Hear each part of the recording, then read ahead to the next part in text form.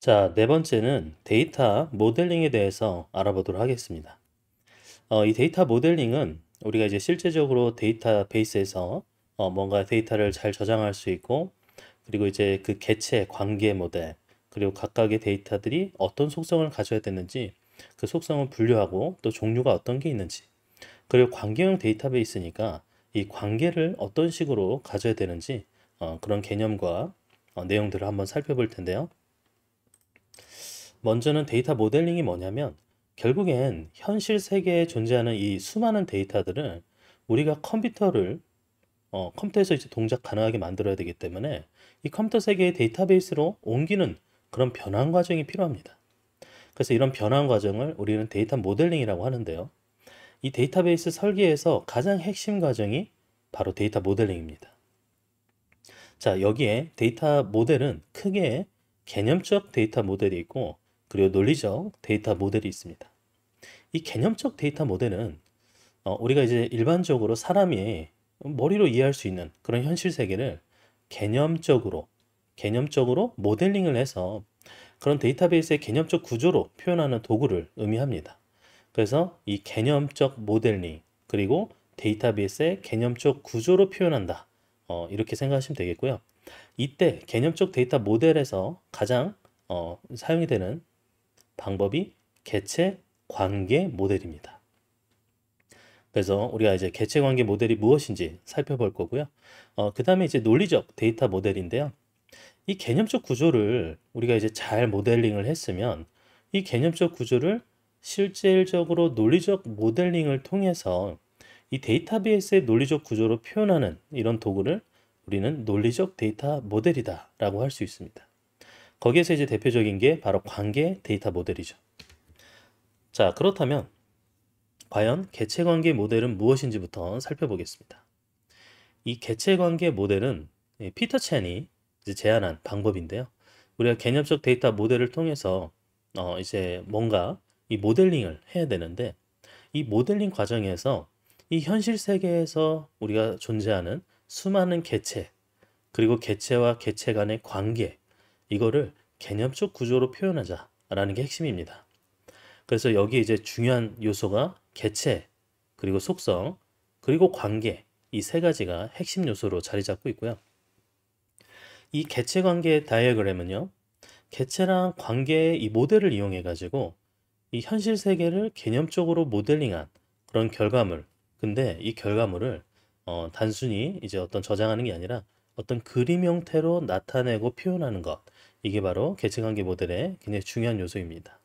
자, 이렇게 그림으로 제가 나타냈는데요. 지금 이 그림이 마치 우리가 개체관계에 대한 어떤 설계도 그림처럼 이렇게 그림으로 나타낼 수가 있습니다.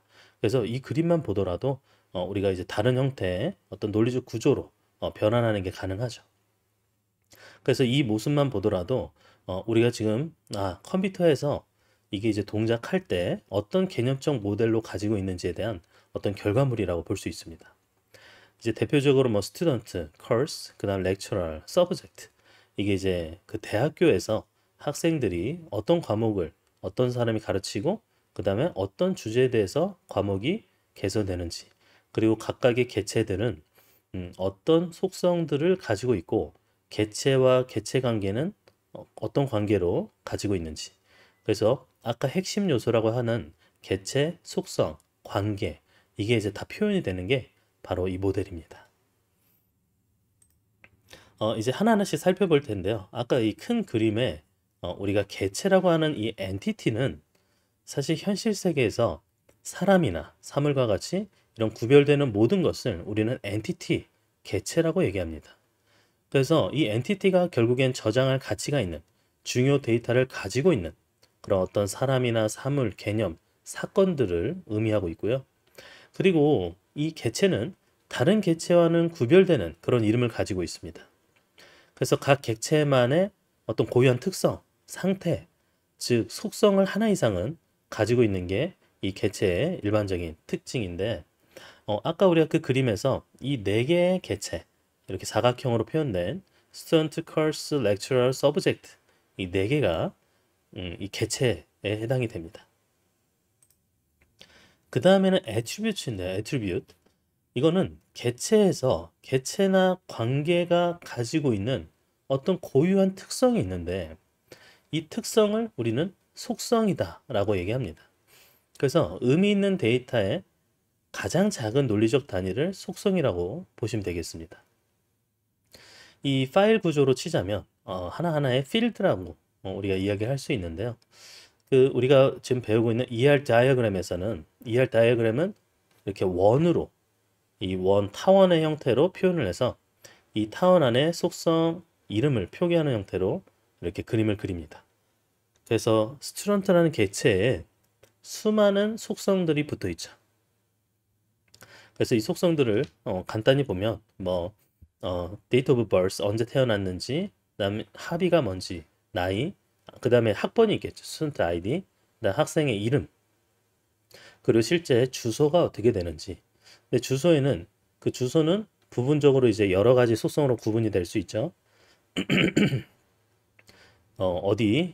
이제 주소로 치자면 우리나라로 치자면 그 시군구, 어느 행정동에 속했는지, 그래서 어느 도시에 있는지 이런 정보가 있듯이 똑같이 이렇게 어드레스를 표현하기 위한 각각의 세부 속성들로 구성이 되어 있습니다. 자, 그리고 개체들은 개체 타입, 그 다음에 개체 인스턴스, 그 다음에 개체 셋으로 이렇게 조금 우리가 개체에 대한 여러 가지 요소들이 있는데요. 이 개체 타입은 개체를 고유한 이름, 즉 어떤 속성들로 정의를 한 게 바로 개체 타입입니다. 그래서 파일의 구조에 레코드 타입에 대응이 된다고 볼 수 있는데요. 그래서 이제 개체에는 타입이 존재하고, 그리고 엔티티, 개체의 인스턴스는요, 이 개체를 구성하고 있는 이제 속성이 그 어떤 실제 값을 가짐으로써 실체화된 개체.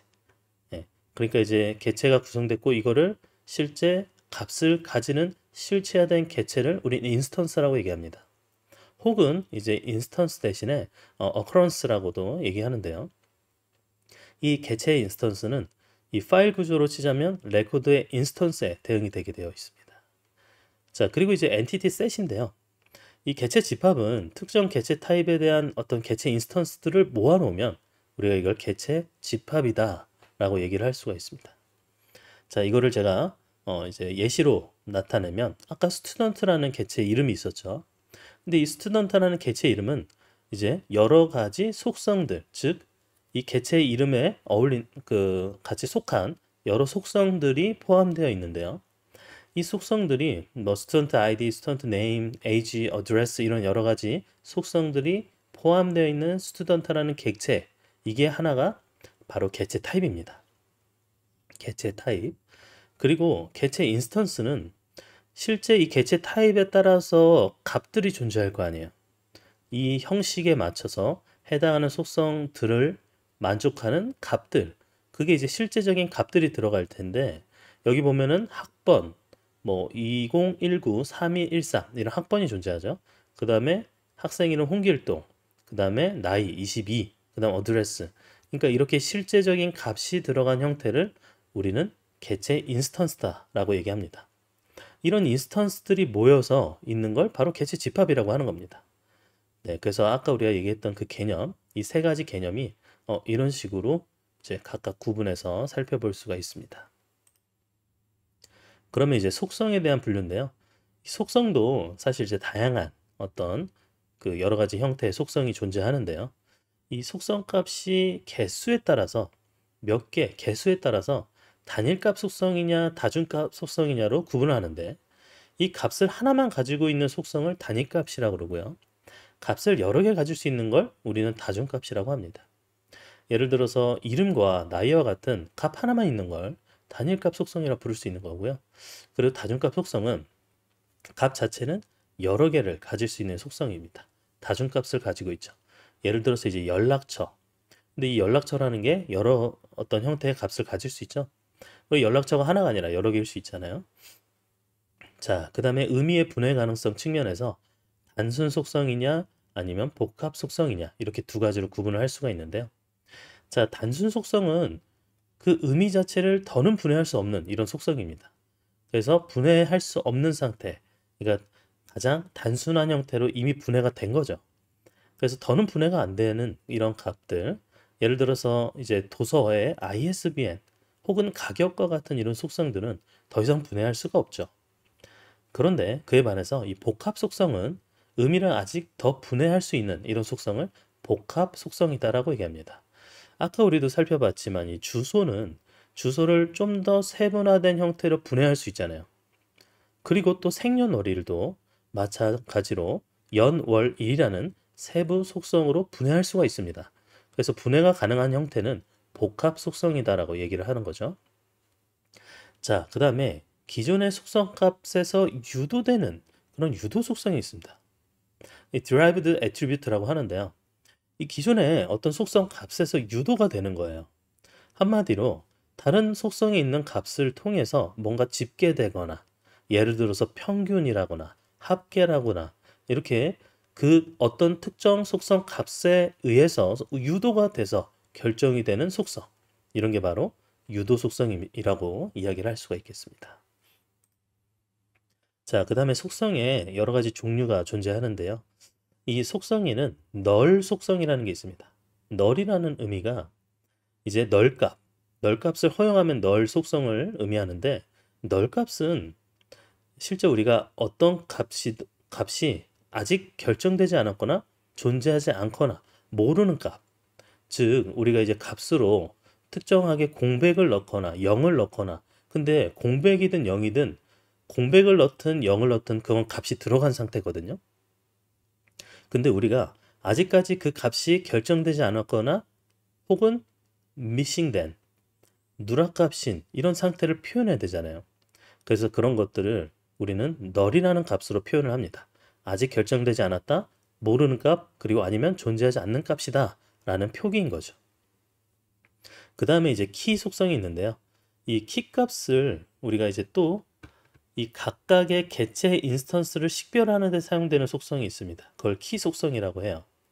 그래서 우리가 개체 여러 인스턴스들이 존재하는데 이 인스턴스들을 식별하는데, 즉 동일하지 않은 이런 인스턴스로 제각각 식별할 수 있게 만드는 게 바로 키 속성입니다.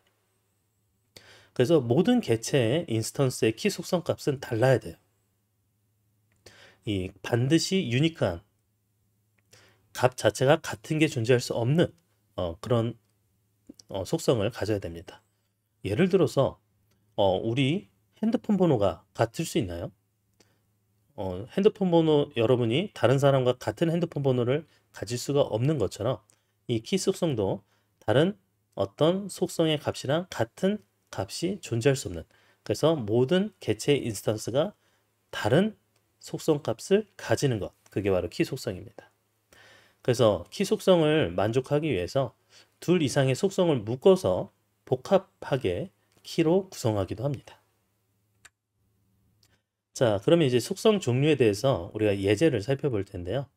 자, 우리가 아까 살펴봤던 그런 ER 다이어그램에서 이런 스튜던트, 아까 스튜던트 살펴봤을 때 스튜던트에 이 어드레스 있었잖아요. 이 어드레스가 제가 얘기했던 대표적인 복합 속성입니다. 어드레스는 분해할 수 있어요. 좀 더 다양한 세부 속성으로 분해할 수 있습니다. 분해 가능하기 때문에 이걸 복합 속성이다라고 얘기하고요. 그리고 여기에 스튜던트에는 스튜던트 네임이 있는데요. 뭐 스튜던트 네임, 그 다음 스튜던트 아이디, 그리고 또 BOB, DOB, 이게 이제 date of birth, 그래서 태어난 날이죠. 근데 DOB랑 스튜던트 아이디랑 스튜던트 네임은요, 각각이 다 단일값 속성을 가집니다. 단일값 속성. 그리고 여기에 이 유도 속성이 존재하는데요. 사실 age 있잖아요. 이 age는 유도 속성으로 가능하죠. 왜 유도 속성으로 가능하냐면 우리가 나이는 지금 생년월일이 무엇인지에 따라서 매년 생년월일의 기준으로 바뀌는, 유도될 수 있는 속성입니다. 즉 생년월일이라는 값을 기준으로 우리가 나이라는 그 속성을 유도해서 결정할 수 있다는 거죠. 자, 그리고 이제 합의 같은 경우는, 합의는 여러분 취미가 한 개만 있는 것보다 오히려 여러 개의 취미를 가지는 경우가 많잖아요. 그래서 이 대표적인 합의가 다중값 속성을 가지는 형태라고 보시면 되겠습니다. 자, 그리고 제가 여기에 속성의 이름에 밑줄이 그어져 있는 게 있어요. 속성의 이름에 밑줄. 근데 이 밑줄이 그어진 게 뭐냐면 바로 키 속성입니다. 여러분, 스튜던트 아이디, 학번이 같은 사람이 있나요? 네, 학번이 같은 사람 없죠. 그 다음 렉처럴 아이디, 강사 번호가 같은 번호가 있을 수 있나요? 마치 사번과 같은 건데 같을 수가 없죠. 그래서 이렇게 같을 수 없는, 그리고 모든 인스턴스를 구분할 수 있는 이런 속성, 이걸 키 속성이라고 부를 수 있습니다. 자, 그 다음에 lecturer ID, lecturer name, 그 다음 course ID, 이 값들은 이제 분해하지 못하는 단순 속성이라고 볼 수 있죠.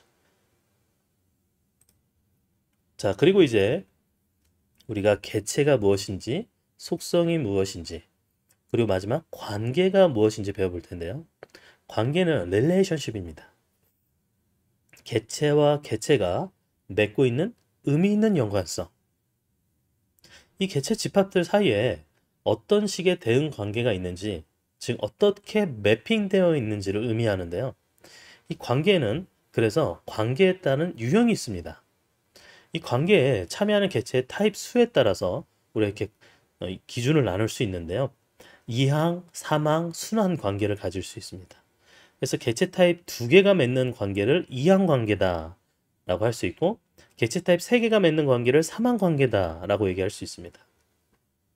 그리고 개체 타입 하나가 자기 자신과 맺는 관계, 즉 스스로 자기 자신과 관계가 연결되어 있는 상태, 이거를 우리는 순환 관계다 라고 얘기합니다.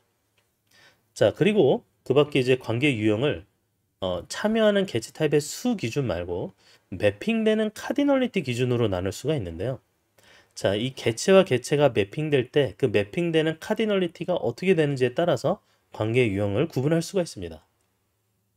대표적으로 1대1 관계, 즉 어떤 개체와 어떤 개체의 값들이 1대1로 매핑이 된다 라면 1대1 관계가 되겠고요. 근데 그게 아니라 1대 다 관계를 가진다 라고 하면 1대 다 관계, 그리고 다대다로 관계를 맺을 수도 있습니다. 여러 개와 여러 개가 매핑되는 거죠. 그래서 이 매핑 카디널리티라는 건 결국엔 관계를 맺는 두 개체가 그 개체 집합에서 각 개체 인스턴스가 지금 현재 연관성을 맺고 있는 상대 집합의 인스턴스 개수가 어떻게 되는지가 바로 매핑 카디널리티입니다. 자, 우리가 이제 관계를 좀 더 예시를 통해서 살펴볼 텐데, 일단은 이 세 개의 관계 유형에 대해서 명확하게 하고 살펴보도록 하겠습니다. 예를 들어 개체 A에 각각의 개체 인스턴스가 있어요. 이게 값들이죠.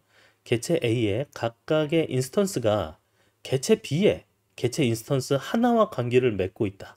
하나와 하나. 그래서 하나와 관계를 맺을 수 있고, 또 개체 B에서도 각 개체 인스턴스가 개체 A에 개체 인스턴스를 하나와 관계를 맺을 수 있다. 개체 A도 개체 B의 하나를, 개체 B도 개체 A의 인스턴스 하나를 각각 관계를 맺을 수 있으면 이건 1대1 관계가 되고요. 그 다음에 1대 다관계는 개체 A의 각각의 개체 인스턴스가 개체 B의 개체 인스턴스 여러 개랑 관계를 맺을 수 있는데, 개체 B는 각 개체 인스턴스가 개체 A의 개체 인스턴스 하나만 관계를 맺을 수 있다면 이걸 1대 N, 1대 다관계라고 합니다. 자, 그 다음 다대다는 마찬가지로 개체 A의 각 인스턴스가 개체 B의 개체 인스턴스 여러 개랑 관계 맺을 수 있는데, 개체 B도 마찬가지로 이 개체 B의 개체 인스턴스 여러 개랑 관계를 맺을 수 있으면 다대다 관계다, N대 M 관계다 라고 얘기를 합니다. 자, 그래서 여기 우리가 살펴봤던 개체 관계 다이어그램을 보면 이 스튜던트, 커스, 렉처럴, 서브젝트 이 네 개의 개체들을 서로 간의 관계가 이 학생과 커스 다대다 관계를 가집니다. 여러 학생들이 여러 강의에 수강해서 듣잖아요. 참여를 합니다. 어텐드 하는 거죠. 그래서 M 대 N으로 표시할 수 있고, 그런데 이 학생이 여러 렉처러를 1대 M 관계로 이렇게 1대 다관계로 이렇게 매칭을 할 수가 있습니다. 자, 그리고 이제 렉처러는 어떤 서브젝트와 1대1 관계를 가지죠. 1대1 관계로 이제 가르칠 때 어떤 과목을 어떤 렉처러리 강사가 1대1 관계로 매칭이 돼 있고, 그리고 컬스는 서브젝트와 1대 M 관계를 가집니다. 그래서 어떤 강의에 어떤 서브젝트가 1대 M 형태로 유지 관계를 가질 수 있는 거죠. 그리고 마찬가지로 렉처럴은 컬스와 M 대 N 관계를 가집니다. 그래서 어떤 강사가 이 강의를 여러 개 할 수도 있는 거죠. 자, 그래서 이렇게 1대 몇, M 대 N, 1대 1 이렇게 여러 관계 예제들을 표시를 해봤고요. 그리고 관계 참여 특성 측면에서 이게 이제 필수적 참여냐 아니면 선택적 참여냐 이거에 따라 이제 특성을 구분하는데 이 모든 개체 인스턴스가 관계에 반드시 참여해야 되면 이걸 필수 참여, 전체 참여라고 의미를 합니다. 그래서 예를 들어서 부서 개체가 있고 직원 개체가 있어요. 부서와 직원이에요. 그런데 이 부서 개체가 직원 개체의 관리 관계에 필수적으로 참여를 합니다. 즉 모든 부서는 관리하는 직원이 있어요. 그래서 이때는 필수적 참여다라고 해서 우리 ER 다이어그램에서는 선을 이중선으로 표현합니다. 반드시 전체가 참여되는 필수적 참여라는 거죠. 자, 그 다음에 선택적 참여는 어떻게 될까요? 부분 참여인데 이때는 개체 인스턴스 중에 일부만 관계에 참여해도 되는 걸 말합니다.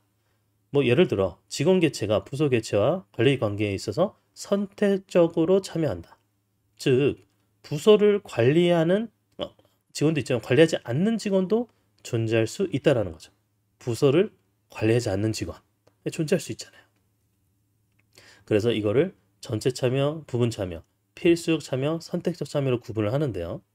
이거를 표시하면 이제 이중선으로 표시하거나 아니면 단일선으로 표시를 한다는 거죠. 자, 그리고 관계의 종속성인데요. 우리가 종속성 측면에서 이 개체가 약한 개체다, 강한 개체다 이렇게 구분하는데 그 약한 개체, 즉 weak entity예요. 이 다른 개체의 존재 여부에 의존적인 개체를 우린 약한 개체라고 합니다. 그래서 어떤 다른 개체의 존재 여부에 따라서 의존적인 거예요. 이게 약한 개체고 강한 개체는 뭐냐? 다른 개체의 존재 여부를 결정할 수 있는 개체를 strong entity, 강한 개체라고 합니다. 그래서 이제 특징으로는 관계의 종속성에 대한 부분에서 강한 개체와 약한 개체는 일반적으로는 1대 다관계를 가집니다. 그러니까 강한 게 1, 약한 게 N이 되겠죠. 그래서 약한 개체는 강한 개체와의 관계에 필수적으로 참여하는 거예요. 아까 제가 전체 참여, 필수적 참여냐 부분적 참여냐인데 결국 약한 개체는 강한 개체의 필수적 참여 형태를 가지는 것이 이제 일반적으로 가지는 특징이고요. 그리고 약한 개체는 강한 개체의 키를 포함해서 키를 구성하는 경우가 많습니다.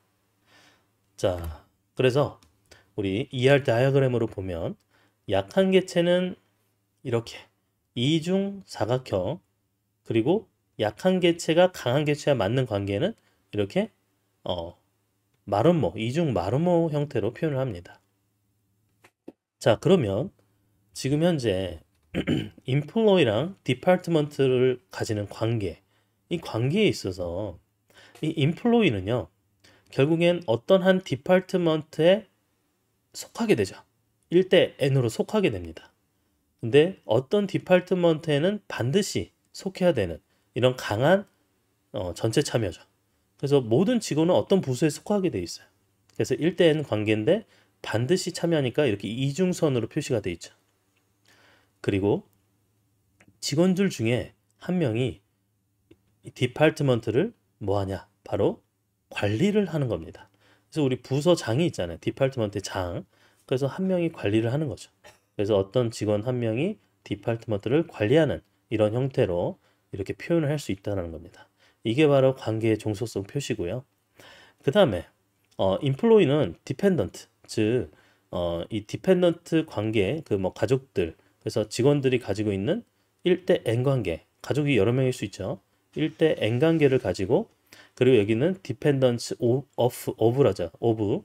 그래서 dependence of라는 형태로 관계를 가지는데 이때 이 관계가 이제 이중 마름모 형태로 표현을 하고 있죠. 왜냐하면 이 약한 객체가 강한 객체랑 관계를 맺는 형태인 겁니다. 지금 보면 약한 객체니까 이중 사각형으로 표현이 되어 있어요. 그러니까 이중 사각형으로 표현이 되고 이 이중 사각형이 강한 객체와 이렇게 이중 마름모 형태로 관계를 맺고 있는 겁니다. 이 모든 정보는요. 직원들의 가족은 디펜던트는 사실 직원이라는 기준 때문에 이렇게 연결이 되고 있는 겁니다. 예, 연결이 안 될 수도 있어요. 가족이 없을 수도 있잖아요. 그래서 이제 반드시 직원이 있어야지만 존재하는 이런 개체들, 바로 약한 개체인 거죠. 자, 그래서 ER 다이어그램을 보면 우리가 ER 다이어그램 이제 그 어떤 디파트먼트나 인플로이 측면에서 뭐 프로젝트, 그러니까 회사라는 측면에서 나타내면 이렇게 나타낼 수 있는데요. 이 ER 다이어그램에서는 사각형이 개체를 나타낸다고 했었고요. 그 다음 여기에 마름모들, 여러 마름모들이 개체와 개체의 관계를 의미합니다. 관계.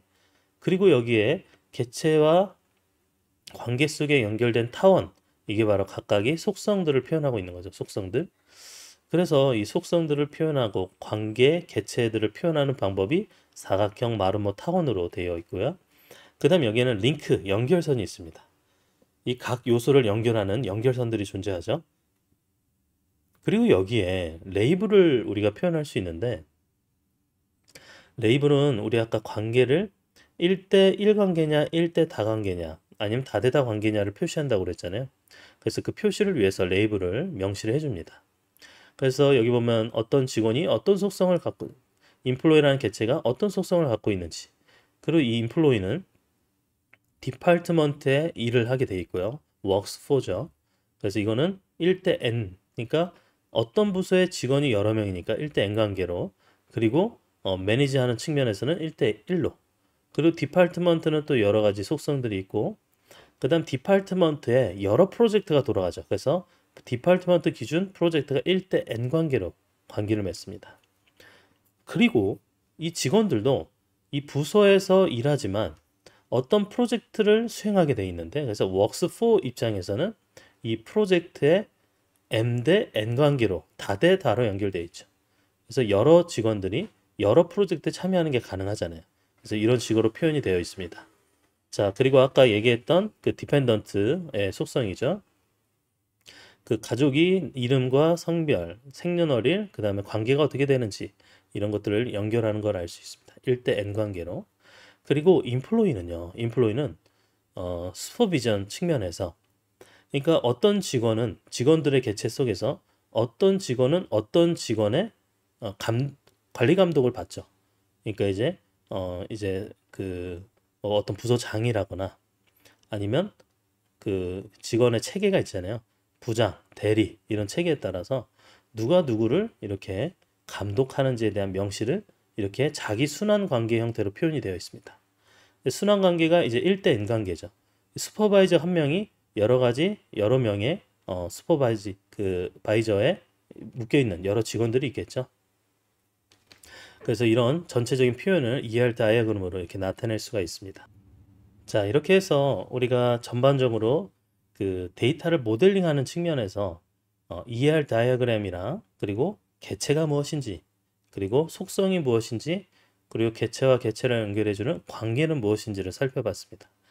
그래서 이 개체와 속성과 관계라는 형태를 통해서, 그런 요소를 통해서 우리가 데이터 모델링을 이렇게 개념적으로 할 수가 있고요. 그리고 이거를 효율적으로 하게 한 표현으로 Entity Relationship, 즉 ER 다이어그램이라는 방법을 배워봤습니다. 그래서 이제 우리가 현실 세계에서 존재하는 어떤 수많은 데이터를 이 데이터베이스에 이제 담아내기 위한 그런 모델링 과정 속에서 개념적 정의를 위해서 ER 다이어그램을 효율적으로 쓸 수 있다라는 그런 사실을 배웠습니다.